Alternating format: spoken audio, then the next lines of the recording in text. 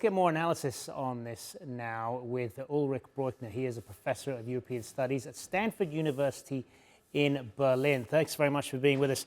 So what is your take on all of this then? As far as Friedrich Merz, is this the end of him having any chance of being chancellor, or could he get another crack at it, or will they try to go for someone else, or will they call new elections?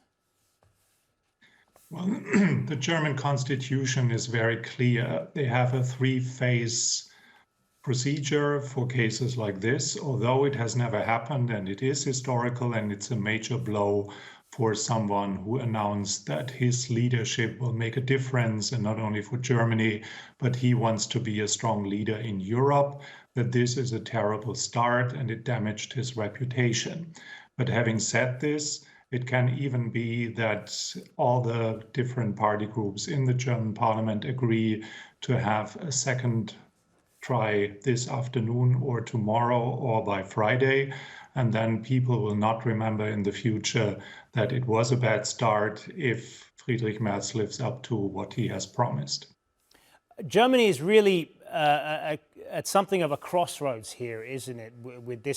With what's happened today and all of the problems facing the country right now, with the economy, this political impasse right now, problems throughout Europe. I mean, where a lot of people are looking to Germany for leadership and stability, and right now they're not seeing it.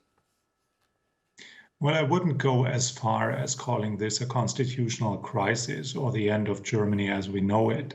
What we have seen, and that's different from the past, is that right-wing parties win more support, and a lot of people are convinced by populist storytelling. But at the end of the day, this election showed that 2/3 of the people who have been elected to the German parliament are standing solidly on what Germany represents and what the constitutions foresee. It's a new phenomenon that some members in the German parliament want a different Germany, and they find the backing not only from the Kremlin, but from the strongest ally of Germany's history, the United States of America. J.D. Vance, the Vice President of the United States, strongly and openly supported Alternative für Deutschland, the right-wing extremist party, and this is unheard of, and that defines a new situation for Germany as a new geopolitical environment. But the country as such is not at risk.